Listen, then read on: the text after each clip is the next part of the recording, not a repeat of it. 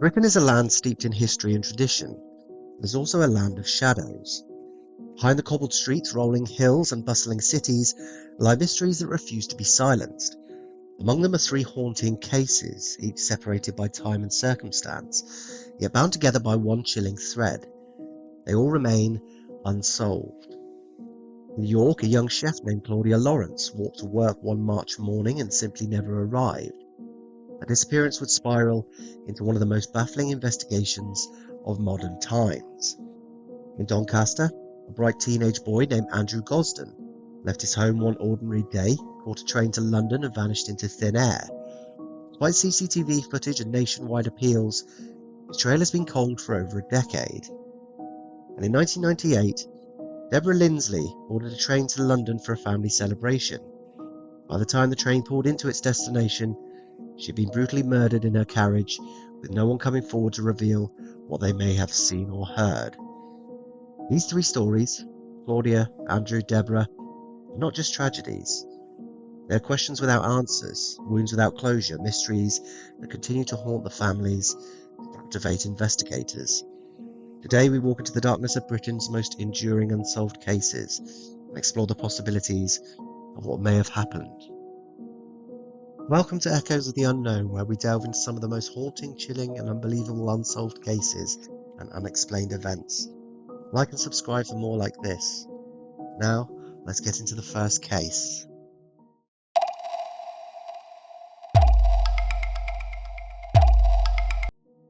York, March 2009. The city's medieval walls and cobbled streets hide a modern-day mystery that has haunted Britain for more than a decade. At the heart of it is Claudia Lawrence, a 35-year-old chef working at the University of York. Claudia was known as bubbly, independent and close to her family, particularly her father Peter, who would later dedicate his life to keeping her name in the public eye. On the surface, Claudia lived an ordinary life. She had a circle of friends, her job at the university kitchens, and her modest terraced home on Henworth Road. But in the days before her disappearance, cracks began to emerge. Phone records suggested a secretive personal life, one that investigators would later describe as complicated. Multiple relationships, guarded friendships, and late-night phone calls painted a picture of a woman with more going on than most people realised. On March 18, 2009, Claudia finished her shift as usual. She was seen walking home from the university, chatting happily with colleagues, nothing unusual in her behaviour. That evening she spoke with her parents on the phone. She made plans with her mother for the following day. Everything seemed normal. The next morning, Claudia failed to arrive at work. At first it was brushed off. Maybe she was unwell, maybe she'd just overslept. But when she didn't turn up the following day either, alarm bells began to ring. Friends contacted her parents and soon police were called to check on her. Inside her home, everything seemed extremely ordinary.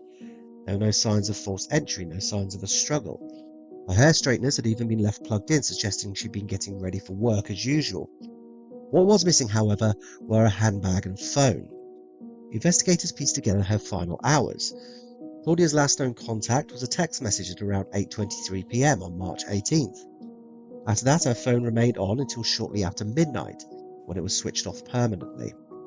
It pinged its last signal off a mast close to her house. From that point onwards, Claudia Lawrence ceased to exist in the eyes of the digital world. In the beginning, police treated Claudia's disappearance as a missing persons case, but within days, it was upgraded to a suspected murder investigation. Why? Because detectives found no evidence that Claudia had simply chosen to walk away. Her bank accounts, phone and passport were never used again. As investigators dug deeper, they uncovered details about Claudia's private life. It was friendly, sociable, but also secretive. Phone records suggested she'd been in touch with several men, some married, others linked to her work at the university kitchens. Rumours swirled. Was she in over her head? Had she trusted the wrong person? Detectives made public appeals. They released CCTV images of people near her home on the night she vanished, and even drained local lakes. Several men were arrested over the years on suspicion of murder, but each time, the cases collapsed due to lack of evidence. No body, no forensic proof, nothing concrete to tie anyone to Claudia's disappearance. Media coverage was relentless. Newspapers painted her as a woman leading a double life, a narrative that, fairly or unfairly, often overshadowed the fact that a daughter, sister and friend was missing.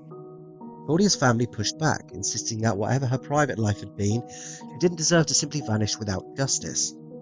Her father, Peter Lawrence, became the public face of the campaign to keep Claudia's name alive. He appeared regularly in the press, calling for answers, pleading for anyone with information to come forward.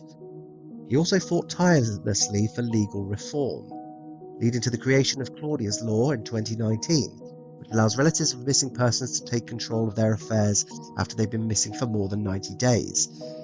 Peter himself would pass away in 2021, never knowing what truly happened to his daughter. Like with many unsolved cases, theories about Claudia's disappearance have multiplied over the years. One possibility is that Claudia encountered the wrong person at the wrong time. Could she have been abducted on her walk to work at the early hours of March 19th? Police initially believed she had left her house as usual to walk along the 3 miles to the university kitchens. However, no one saw her along the route that morning. If she did leave, someone must have intercepted her quickly.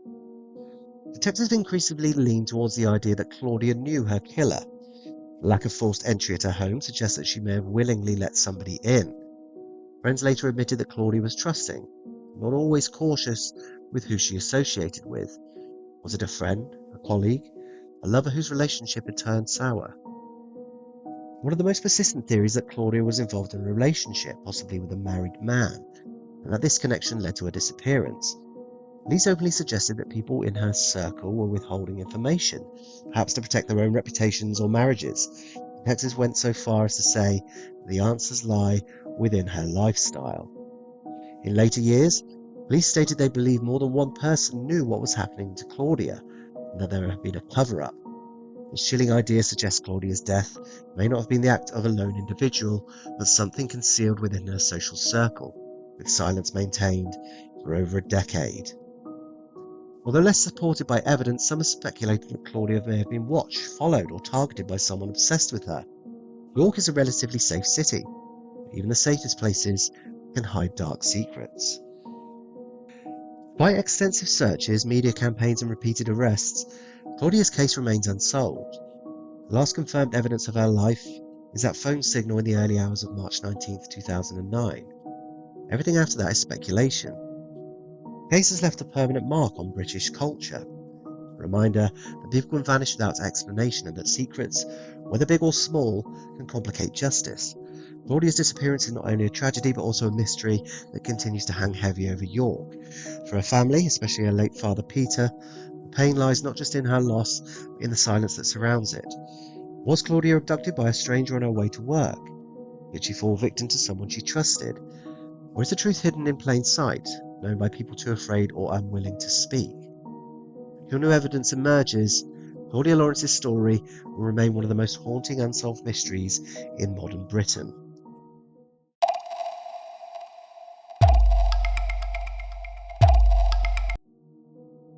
Doncaster, South Yorkshire, September 2007. The Gosden household was a place of routine and stability. Andrew Gosden, a quiet, intelligent and introverted 14-year-old boy, was the kind of teenager who seemed to slip under the radar. He wasn't rebellious, didn't get into trouble and was academically gifted. His teachers saw him as a model student. His family described him as witty and thoughtful, and he had a love for video games, heavy metal music and mathematics. Andrew's life on the outside seemed ordinary. Behind that ordinary facade lurks one of the most perplexing disappearances in British history, a case that remains unsolved more than a decade later, leaving his family trapped in an endless cycle of searching for answers. On September 14, 2007, the day began like any other school day. Andrew woke up, got dressed into his school uniform and prepared to leave for the nearby Macaulay Catholic High School. His parents, Kevin and Glenys, assumed he was following the same routine he always did. But Andrew had already made a decision that would alter the course of his life forever. Instead of going to school, Andrew doubled back, returned to the house, changed into casual clothes, and emptied his bank account of just under £200. He then walked to Doncaster railway station, purchased a one-way ticket to London for £31.40, and boarded the 9:35 a.m. train to King's Cross. Witnesses later confirmed seeing him alone, quiet but calm. He wasn't running, he wasn't visibly upset, he simply blended in with a crowd of commuters. At 11:20 a.m, CCTV footage at King's Cross captured Andrew stepping into the station, his backpack slung over his shoulder. He looked just like any other teenager navigating the city. This remains the last confirmed sighting of him. After that, Andrew Gosden vanished without a trace. When Andrew failed to return home that evening, his parents were initially confused. It wasn't like him to be late, and he hadn't told anyone of any plans. After frantic calls to friends and his school, the truth began to emerge. Andrew hadn't gone to class at all. By that night, police were alerted and the search began.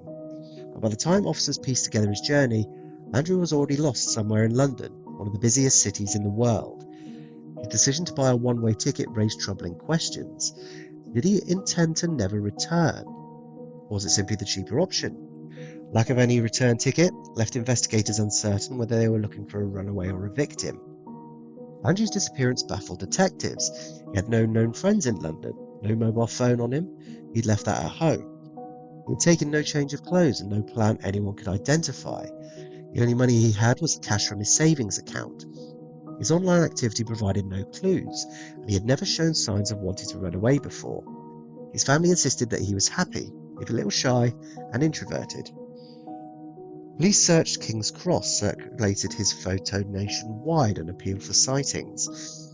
There were reported leads, alleged sightings in London parks, at music shops, even with older men. None were ever confirmed. Andrew seemed to have stepped into the city and been swallowed whole. For Andrew's parents, this appearance was like living in a waking nightmare. His father Kevin described the days after as surreal. It was like the world had ended, but for everyone else, life carried on, he said. The family launched tireless campaigns, working with charities like Missing People, and even recording appeals for Andrew to reach out if he could. They visited London repeatedly, handed out leaflets, spoke to strangers, and followed every lead, no matter how thin. Not knowing became the heaviest burden. Was Andrew alive? Was he homeless in London? Had he been lured by someone with darker intentions? Why had something tragic happened to him within hours of leaving King's Cross? With no body, no evidence, and no communication, the family could only speculate, and each possibility brought its own kind of torment. It's also possible Andrew wandered the city unfamiliar with its dangers and met with a fatal accident. Slipping through the cracks of a metropolis where thousands die anonymously each year, but with no identified body matching his, the theory has its holes. One of the darker theories is that Andrew encountered someone dangerous. A young boy alone in London with cash in his pocket would have been vulnerable. Some suspect he could have been abducted, exploited, or even worse. There have been unconfirmed reports linking his case to organised crime or predators known to operate around train stations. An alternative theory suggests Andrew may have been far more calculating than believed. Emptying his bank account, leaving his phone behind, and buying a one-way ticket could indicate a deliberate attempt to disappear cleanly. Was Andrew more trouble than anyone realised? Had he planned this for weeks in secret? If so, why leave no clues behind? Both took a dramatic turn in 2021 when two men were arrested on suspicion of kidnapping and human trafficking in relation to Andrew's disappearance. For a brief moment, it seemed like there might be a breakthrough. Both men were released without charge, and no new evidence was found. The investigation returned to silence. For his family, years have been an unbearable mix of hope and despair. Every new lead brings a spark of belief, only to fade into nothing. Parents have often said the worst part is the uncertainty, the endless question of whether Andrew is alive somewhere, or whether they've already outlived him without knowing it. Today, Andrew would be in his 30s. Age-progressed images attempt to show what he might look like, but the truth is unknowable. Did he forge a new identity somewhere, living quietly under the radar? Was he taken and never seen again? Or is his story still waiting to be uncovered in the hidden corners of London? Andrew Gosden's case has become one of the UK's most famous unsolved disappearances. Like Claudia Lawrence, the story highlights the cruel uncertainty faced by families of the missing. He was not a rebel, not a runaway in the traditional sense. He was a bright boy with potential who vanished into thin air. King's Cross still carries the ghost of that final CCTV frame. A teenager stepping into a city of millions looking like he belonged, yet utterly alone. His disappearance is a reminder of how fragile our routines are, And one small decision, one step off the beaten path, can change everything forever.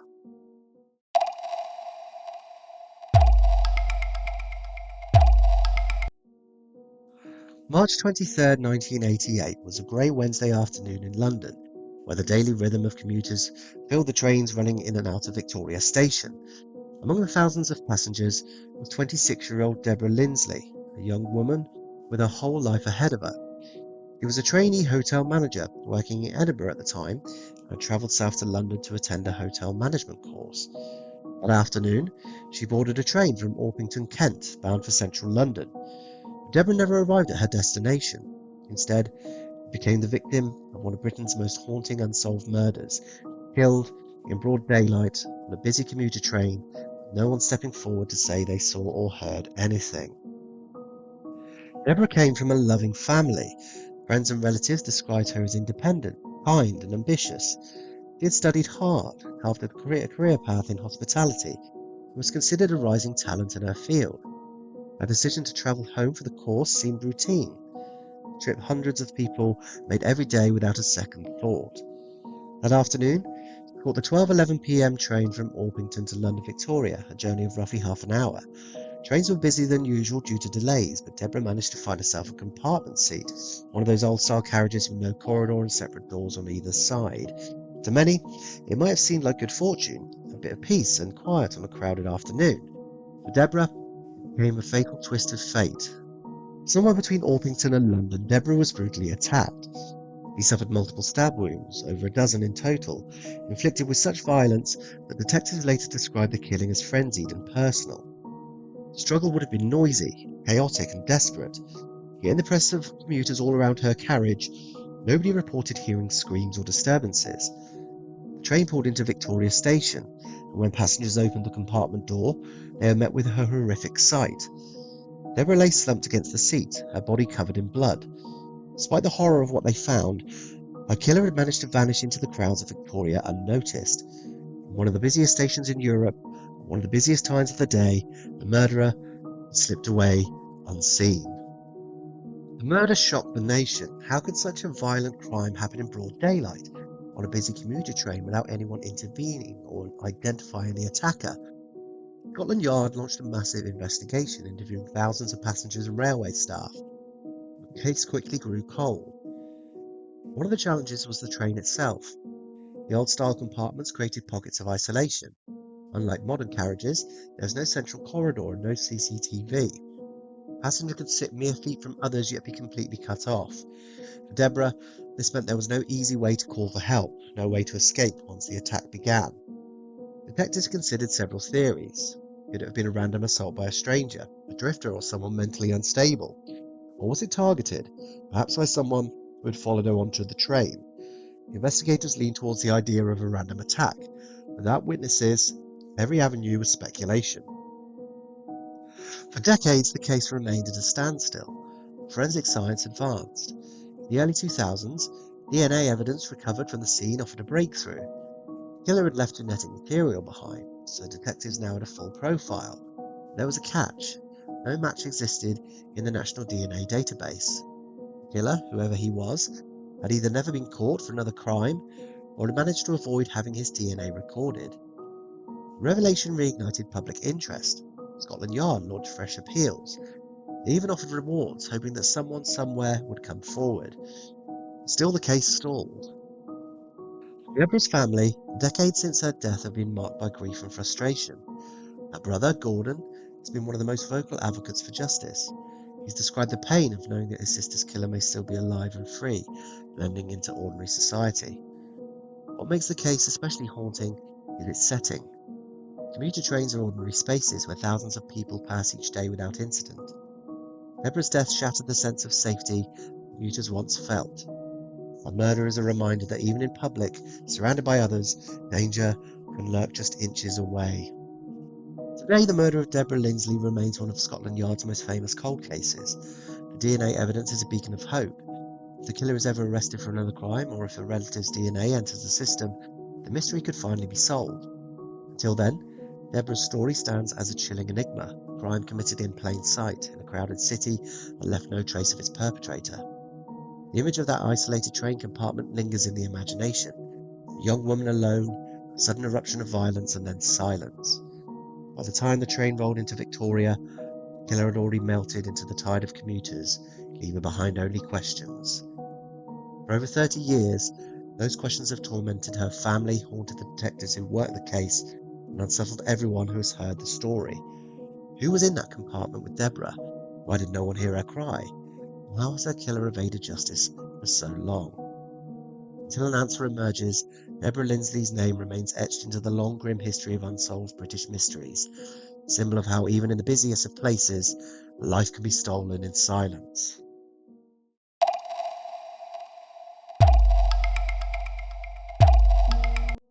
The stories of Claudia Lawrence, Andrew Gosden and Deborah Linsley are separated by time, place and circumstance, yet they are tied together by silence. Each vanished into the shadows of Britain's history, leaving behind questions that still echo decades later. Claudia, the York chef who walked out of her house and never returned, remains a ghost in her own city, her fate still hidden by years of investigation. Andrew, the teenage boy who boarded a train to London, left behind nothing but a blurred CCTV image, a single frame of life before vanishing. And Deborah, brutally murdered in a commuter train carriage, represents the horror of violence that can unfold even in public, unseen and unanswered. What unites these cases is not just tragedy, but the void left behind. Claudia's father, who fought for justice until his final breath. The Gosdens, who live each day not knowing whether Andrew is alive or dead. For the Linsley family, who still carry the memory of a young woman stolen in broad daylight. These are not just mysteries, they're wounds that will never close. Theories swell endlessly. Claudia silenced by someone she trusted? Did Andrew fall victim to a predator or vanish by choice? Did Deborah's killer walk among the very commuters who passed her train that day? We may never know. But what keeps these stories alive is the persistence of memory, the refusal to let them fade. Technology advances, DNA is tested, heals are made. Hope, though fragile, still remains. Until the truth is uncovered, these cases remind us of an uncomfortable reality. Sometimes evil hides in plain sight. Sometimes the answers we seek are forever just out of reach. The search continues, and as long as their names are spoken, Claudia, Andrew and Deborah, they will not be forgotten. Thank you for watching today. If you want to hear more chilling cases like these, please don't forget to like and subscribe. And remember, keep listening for the echoes.